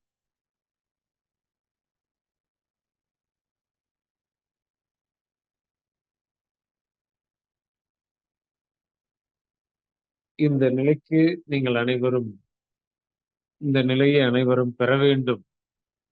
இந்த நிலையை நீங்கள் பெறுவதற்கு நீங்கள் ஏங்கி எடுக்க வேண்டிய உணர்வு நிலை உங்களுக்குள் ஆழமான விருப்பமும், அதோடு மேம்பட்ட சிந்தனையாக, எண்ணங்களாக, உணர்வுகளாக உங்கள் உயிர், நான் முன்னரே சொன்னது போல், உங்கள் உடலுக்கும் உயிருக்கும் பாலமாக இருப்பது மனம்.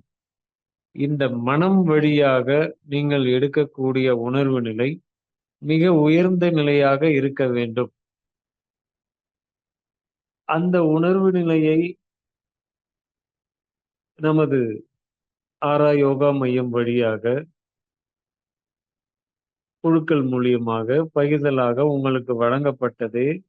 இந்த பிறவியில் உங்களுக்கு வழங்கப்பட்ட ஒரு பொக்கிஷமான ஆத்ம சுத்தி என்கின்ற அந்த ஒரு உணர்வு நிலை.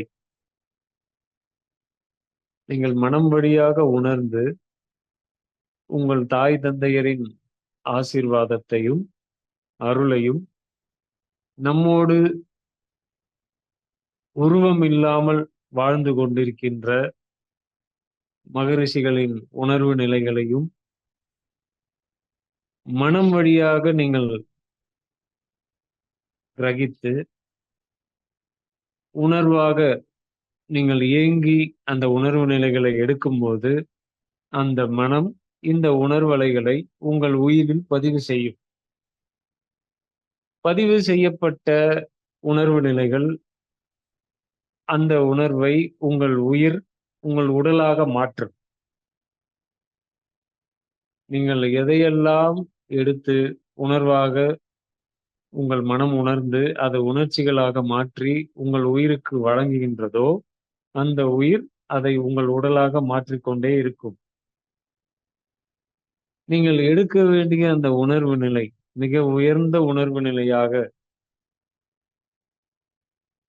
எங்களோடு வாழ்ந்து கொண்டிருக்கின்ற மகரிஷிகளின் உணர்வலைகள், உங்கள் தாய் தந்தையரின் உணர்வலைகள். ஏனென்றால் தாய் தந்தையர் என்பது நாம் வாழும் காலம் வரை வாழ்ந்த பிறகும் கூட அவர்கள் தங்களுடைய உருவங்களை இழந்த பிறகும் உயிரின் நிலையாக உணர்வு நிலையாக ஆன்மாவாக இருக்கும்போது கூட தனது பிள்ளைகள் மகிழ்ச்சியாக வாழ வேண்டும், ஆரோக்கியமாக இருக்க வேண்டும் என்று நினைக்கக்கூடிய முதல்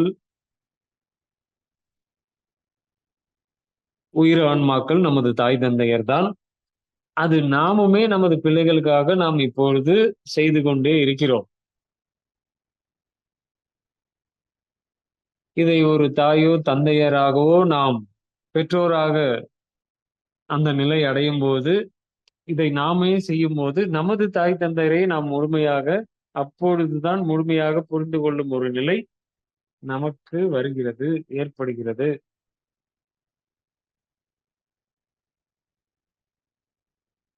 அந்த உணர்வுகளை இப்பொழுது நாம் வாழும் வாழ்க்கையில் நமக்கு எவ்வளவோ சங்கடங்கள், சஞ்சலங்கள், சலிப்பு, வெறுப்பு, பொருந்தாத குணங்கள் சக மனிதர்களால் ஏற்படுவது, நாமே ஏற்படுத்திக் கொள்வது, பார்க்கும் கேட்கும் காட்சிகள் வழியாக நமக்குள் பதிவு செய்து கொள்ளக்கூடிய பொருந்தாத சம்பவங்கள், நிகழ்வுகள், இதன் மூலியமாக நமது மனதில் ஏற்படும் சஞ்சலங்கள், சலிப்புகள், அதையே திரும்ப திரும்ப எண்ணுவதால் அந்த மனதின் வழியாக உயிருக்கு கடத்தப்பட்டு உயிர் அதை உடலாக்கும் போது நமது உடலில் ஏற்படும் வலிகள், வேதனைகள், நோய், பிணி, இது அத்தனையும் ஏற்படுவது முதல் வாசல் நமது மனம் வழியாகத்தான்.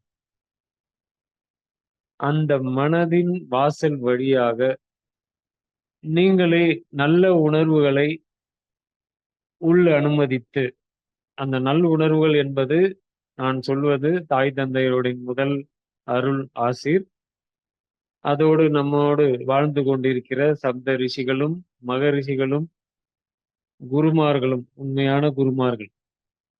இந்த குருமார்கள் அனைவருமே, குருமார்கள் என்பது உருவத்தோடு இருக்க வேண்டிய அவசியம் இல்லை. அவர்கள் அருவமாக இருந்தும் நம்மை வழிநடத்துவார்கள். நீங்கள் அதற்கு ஏங்கி விருப்பத்தோடு ஏங்கினால் போதும். அந்த குருமார்கள் உங்களை வாரி அணைத்து உங்களை வழி நடத்துவார்கள். இந்த உணர்வுகளை உங்கள் மனதின் வாசல் வழியாக விருப்பத்தோடு ஏற்றுக்கொண்டு உணர்வுகளாக நீங்கள் எடுக்கும்போது அது உணர்ச்சிகளாக மாறி உங்கள் உயிரில் பதிவு செய்யப்படும். இப்படி பதிவு செய்யப்பட்ட உணர்வுகளும் உணர்ச்சிகளும் அது உங்கள் உடலாக மாறும்போது உங்கள் உடலில் ஏற்பட்டிருக்கின்ற நீங்கள் ஏற்படுத்தி கொண்ட வலிகளும் வேதனைகளும் புறையோடி போன நோய்களும் பிணிகளும் உங்களிடமிருந்து முழுமையாக எந்த மருத்துவமோ மருந்தோ எதுவுமே இல்லாமல் இந்த முழு உணர்வு நிலைகளை கொண்டே நீங்கள் உங்களை நீங்களே முழுமையாக குணப்படுத்திக் கொள்ள முடியும். இப்படிதான் குணப்படுத்திக் கொள்ளவே முடியும். இதை தவிர வேறு வழி இல்லை. உங்களுக்கு எந்த மருத்துவமும் மருந்தும் உங்களை குணப்படுத்தாது. சிறு சிறு உடல்நலக் குறைபாடுகளை குணப்படுத்தலாம். புறையோடி போன நோய்கள் என்பது அவைகள் பிணிகள், அவைகள் நோய்கள் அல்ல. நோய் என்பது மனதில் எழுவது. அது உறுதி பெற்று உங்கள் உடலில் உள்ள உறுப்புகளில் தேக்கமடையும் போது அது பிணி. பிணி என்பது பிடித்தல் என்பது. இந்த பிணிகளை அகற்றுவது எந்த மருத்துவத்தாலும் இயலாது. அது உங்கள் மனதில் நீங்கள் முழு உணர்வோடு எடுத்து அந்த உணர்வு நிலையில் எந்த உறுப்பில் அது தேங்கி உள்ளதோ அந்த உறுப்பை உங்கள் நினைவுக்கு கொண்டு வந்து அந்த உறுப்புகளை உருவாக்கிய அணுக்கள் அனைத்தும் இந்த உணர்வு அணுக்களாக நிலை பெற வேண்டும், இந்த அணுக்களாக மாற வேண்டும் என்ற ஒரு நிறையை நீங்கள் ஏங்கி உணர்வாக உங்களின் உயிரின் வழியாக எடுத்து அதை உணர்வாக ஊட்டினால் நீங்கள் எப்பேற்பட்ட நோயிலிருந்தும் மிக எளிமையாக முழுமையாக குணமடைய முடியும். இந்த குணமடைந்த இந்த தன்மையை, இந்த குணமடையும் நிலை உங்கள் உடலில் ஏற்படும் போதே அதை நீங்கள் கொண்டாட வேண்டும். மகிழ்ச்சியில் துள்ளி குதிக்க வேண்டும். யாருக்கும் அறியாமல் மனதளவில் அதை நீங்கள் திரும்ப திரும்ப என் நிலை மாறுகின்றது, நான் குணமடைகிறேன், எனக்கு ஏற்பட்ட நலக்குறைபாடிலிருந்து நான் வெளிவருகிறேன் என்ற நிலையை நீங்கள் முழுமையாக உணர்ந்து அதை கொண்டாடினால் அந்த மகிழ்ச்சியில் இன்னும் வேகமாக அது குணமடையும். அதை விடுத்து இன்று புலம்பல்களிலேயே வாழ்க்கை நகர்கிறது நிறைய மனிதர்களுக்கு. ஒரு வலி ஏற்பட்டால் தனக்குள்ளே புலம்பி தீர்ப்பது, அதை தாண்டி சக மனிதர்களிடம் சொல்லி சொல்லி புலம்புவது, இது இன்னும் மேலும் தீவிரமாகி வலியும் வேதனையும் அதிகமாகி கொண்டே இருப்பது. இது அறியாமை அல்ல, இது அறியாமையே அல்ல. இது அனைத்துமே மனிதர்களுக்கு தெரியும், உணர்த்தப்படும். புலம்பக்கூடாது, சக மனிதர்களும் சொல்லவே கூடாது, நாமும் திரும்ப திரும்ப அதை எண்ணவே கூடாது.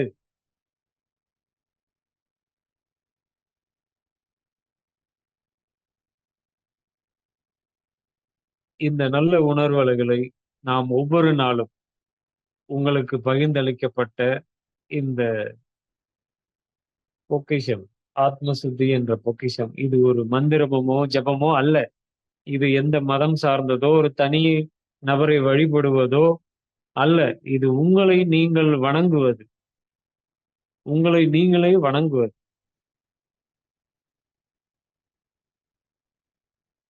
ஒவ்வொரு நிலை உங்கள் மனதில் சலிப்போ சஞ்சலமோ பொருந்தாத குணங்களோ ஏற்படும் போதெல்லாம் இந்த உணர்வு நிலையை நீங்கள் உள்வாங்கினால், உணர்வாக எடுத்தால், இது நாள்பட நாள்பட அந்த வாசலை, மனதின் வாசலில் கூட உங்களுக்கு பொருந்தாத நிகழ்வுகளோ செய்திகளோ அந்த வாசல் பக்கமே வராது, உங்கள் அருகிலேயே இருக்காது. அப்பேற்பட்ட நபர்கள் உங்களிடம் இருந்து விலகுவார்கள். அது தானாகவே நடப்பதை நீங்கள் வேடிக்கையாக பார்க்கலாம். உங்களை சலிப்புக்கும் சஞ்சலத்துக்கும் ஆட்படக்கூடிய நபர்கள் உங்களிடம் இருந்தே விலகுவார்கள். இந்த நிலையை உணர்ந்த மனிதர்கள் உங்களுக்குள் இணைக்கப்படுவார். இது அனைத்தையும் உங்களுக்கு அருள்வது படைப்பு, இறை.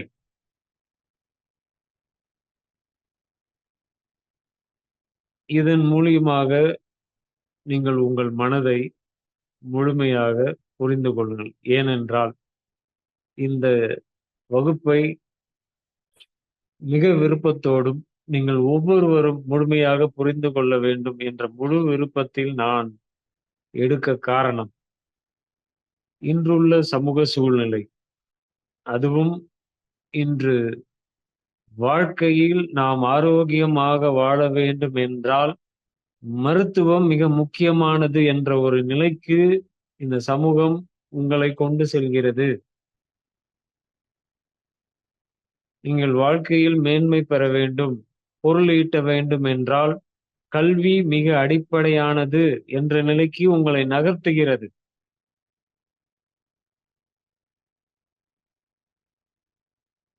நீங்கள் வாழ்க்கையில் இன்பமாக வாழ வேண்டும் என்றால் நீங்கள் கடன் வாங்க வேண்டும் என்ற நிலைக்கு உங்களை நகர்த்துகிறது. இதையெல்லாம் நீங்கள் புரிந்து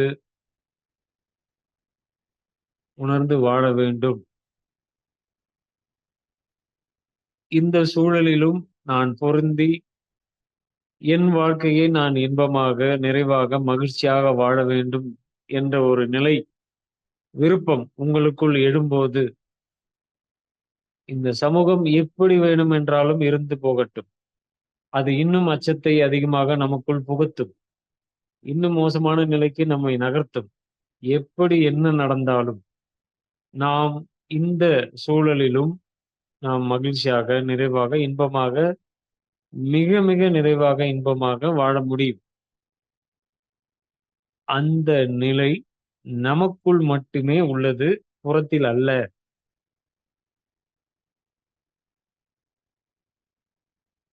இதை முழுமையாக உணர்ந்து புரிந்து கொண்ட ஒரு குடும்ப தலைவனோ ஒரு தலைவியோ இருந்தால் அவர்களோடு இணைந்து வாழும் அன்பானவர்கள், உறவுகள் அனைத்துமே எவ்வளவு மேன்மை பெறும் என்பதை இதன் மூலியமாக நீங்கள் உணர்ந்து கொள்ளுங்கள்.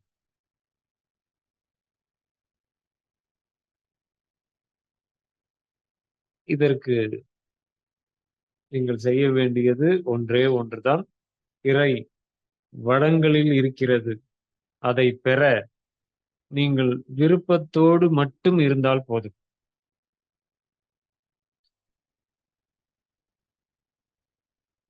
அந்த விருப்பம் என்பதே வேண்டுதல். உங்கள் வேண்டுதல் என்பது வேறு விதமாக இங்கு நமக்குள் பதிவு செய்யப்பட்டிருக்கிறது. திரும்ப திரும்ப கேட்க வேண்டும். ஈர்ப்பு விதி, பிரபஞ்ச ஈர்ப்பு, இப்படியெல்லாம் இங்கு நிறைய கோட்பாடுகள் நமக்குள் திணிக்கப்பட்டுள்ளது. அது அல்ல. அந்த நிலையில் நீங்கள் விரும்பினால் நீங்கள் விளைவுகளை எதிர்பார்த்து நோக்கி செயல்படுவீர்கள். அது உங்களுக்கு நிம்மதியை தராது. அதற்கு காலத்தையும் நேரத்தையும் நீங்கள் தீர்மானிப்பீர்கள். அது அப்படி நிகழ்வது அல்ல. விருப்பம் என்பது விருப்பம் மட்டுமே நீங்கள் செய்ய வேண்டிய, எடுக்க வேண்டிய உணர்வு நிலை. அது எப்பொழுது நடக்க வேண்டும், எப்படி நடக்க வேண்டும், எந்த அளவில் நடக்க வேண்டும் என்பதையெல்லாம் தீர்மானிப்பது நீங்கள் அல்ல, அது படைப்பு. ஆனால் கண்டிப்பாக, நிச்சயமாக அது நிகழ்ந்தே தீரும்.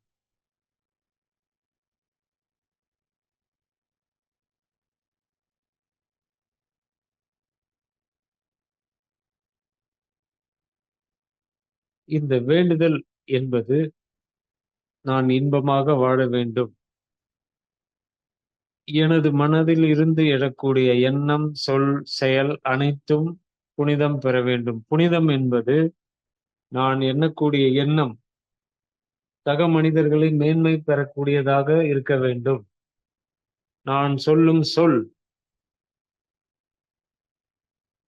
என்னை நாடி வரும் மனிதர்களை வாழ்க்கையே மாற்றக்கூடியதாக, அவர்கள் மேன்மை பெறக்கூடிய சொல்களாக எனக்குள் இருந்து வர வேண்டும். நான் செய்யக்கூடிய செயல்கள் அனைத்துமே சக மனிதர்களையும், என்னோடு வாடும் உறவுகளையும், அன்பானவர்களையும் உயர்த்தக்கூடியதாக இருக்க வேண்டும் என்ற ஆழமான விருப்பம். இதுவே வேண்டுதல். நான் பார்க்கும், நினைக்கும் மனிதர்கள் அனைவருமே மேன்மை பெற வேண்டும் என்பது மிக மிக உயர்ந்த நிலை. இந்த நிலைக்கு நீங்கள் உங்கள் சிந்தனையும், உங்கள் எண்ணம், சொல், செயலையும் உணர்வுகளாக மேன்மைப்படுத்தும் போது உங்கள் உடலில் ஒரு சிறு வலியோ, வேதனையோ, நோயோ எதுவுமே வராது. நான் அடிக்கடி சொல்வதுண்டு வகுப்புகளில், மனித பிறவிக்கு நோய் என்ற ஒன்று இல்லவே இல்லை. நம்மை படைத்தது படைப்பு, இறை. அது அன்பே சிவம். அன்பின் வெளிப்பாடு.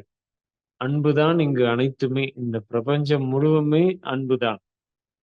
இந்த அன்பிலிருந்து படைக்கப்பட்ட அனைத்துமே, படைத்த அந்த இறை நம்மையும் படைத்து நமக்கு நோயையும் படைத்து அனுப்புமா? நோய்களை அது படைக்கவே இல்லை. அது பாவங்களை படைக்கவே இல்லை. கர்மாக்களை அது உருவாக்கவே இல்லை. அப்படி எதுவுமே இல்லை.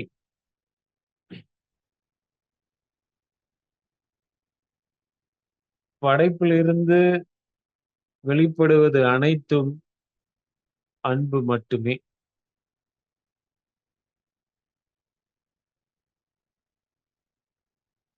அன்பு என்பது விளைவு நோக்காது, எதிர்பார்க்காது, எதுவுமற்றது அன்பு. அன்பு என்பது செலுத்தப்படக்கூடியது மட்டுமே அன்றி பெறப்படுவது அல்ல.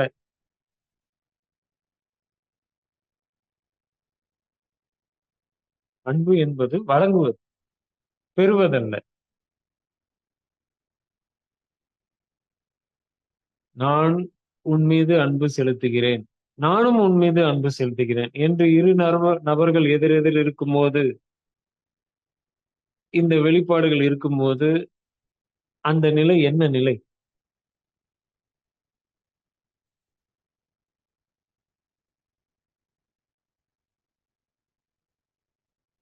இதற்கு உதாரணமாக நீங்கள் புரிந்து கொள்ள வேண்டும் என்பதற்காக ஒரு சிறிய கதை.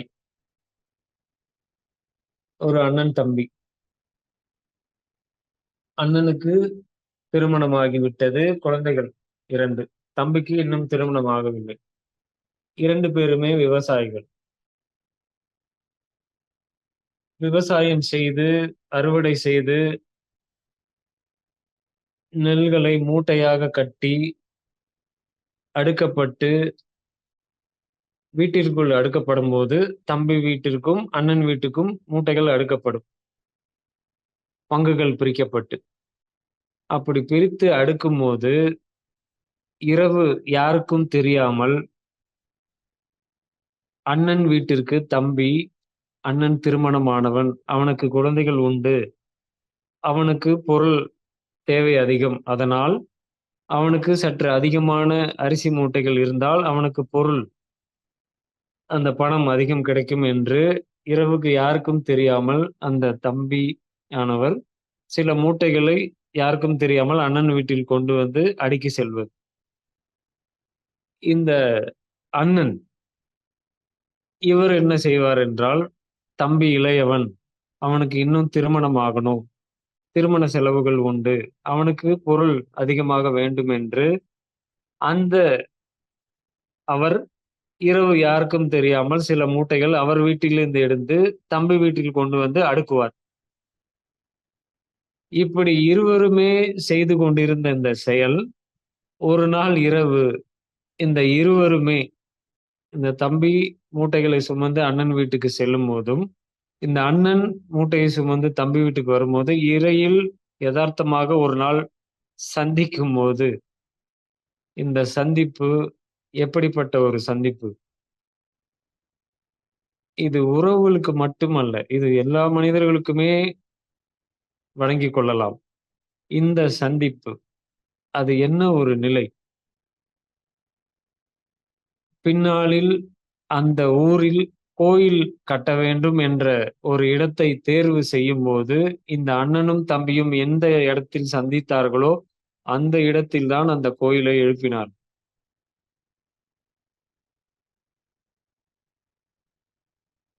இது அன்பு. இப்படி இப்படிதான் நாம் வாழ்ந்தோம். மரபு வழிப்பட்ட வாழ்க்கை, கூட்டு வாழ்க்கையாக அனைவருமே ஒன்றாக இணைந்து, என் நிலத்தில் இன்று நடவு உள்ளது. வாருங்கள், நாங்கள் அனைவரும் வருகிறோம். இணைந்து நடவு செய்யலாம். நடவு செய்தார்கள். பின்பு களை பறிக்க வேண்டும், வாருங்கள், நாங்கள் வருகிறோம். களை எடுப்போம். களை பறித்தார்கள். அறுவடை செய்யலாம், இணைந்து செய்வோம். அறுவடை செய்தார்கள். உணவை பகிர்ந்து கொண்டார்கள். இதில் என் நிலம், இது எனது, எனக்கு பங்கு இது இவ்வளவு வேண்டும், உனக்கு பங்கு, இந்த பாகுபாடே இல்லாமல் வாழ்ந்த சமூகம் தான் நாம் வாழ்ந்த சமூகம். ஆனால் இன்று அடுக்குமாடி குடியிருப்புகளில் இருக்கிறோம். 500 வீடுகள் கொண்ட அடுக்குமாடி குடியிருப்புகள் இன்றும் உள்ளன. ஆனால் ஒவ்வொருவரும் தனித்தனி. ஒரு வீட்டிலேயே இருக்கின்ற 4 நபர்களும் தனித்தனி. கூட்டாக வாழ்கிறீர்கள், ஆனால் தனித்தே இருக்கிறீர்கள். அன்று கூட்டு வாழ்க்கை எவ்வளவு அழகானதாக இருந்தது. ஒவ்வொரு மனிதரும் அனைவருக்குமான மனிதராக வாழ்ந்தார்கள். அனைத்து உயிர்களுக்குமான மனிதர்களாக வாழ்ந்தார்கள். இன்றும் நாமும் அப்படி வாழ முடியும். அப்படித்தான் வாழ வேண்டும். அப்படி வாழும் மனிதர்கள்தான் பிறவிக் கடனை முடிக்கிறார்கள். அப்படி வாழும் மனிதர்களுக்கு பிறவி என்பது இல்லை. ஒரு படிநிலைக்கு அவர்கள் உயர்கிறார்கள். இந்த நிலை உங்கள் ஒவ்வொருவருக்குள்ளும் எழ வேண்டும் என்பது எனது ஆழமான விருப்பம். இந்த விருப்பம் உங்களுக்குள் எழட்டும். இதோடு இந்த வகுப்பை நிறைவு செய்கிறேன். அடுத்த சந்திப்பில் சந்திப்போம். உங்கள் அனைவருக்குள்ளும் துருவ நட்சத்திரத்தின் பேரருளும் பேரொளியும் நிறைவதாக. நன்றி.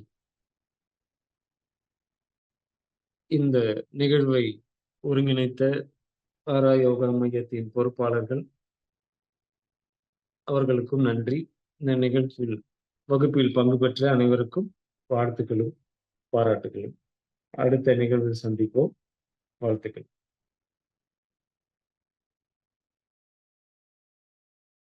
நன்றி மாஸ்டர். அனைவருக்கும் நன்றி. அடுத்த வகுப்பில் சந்திப்போம்.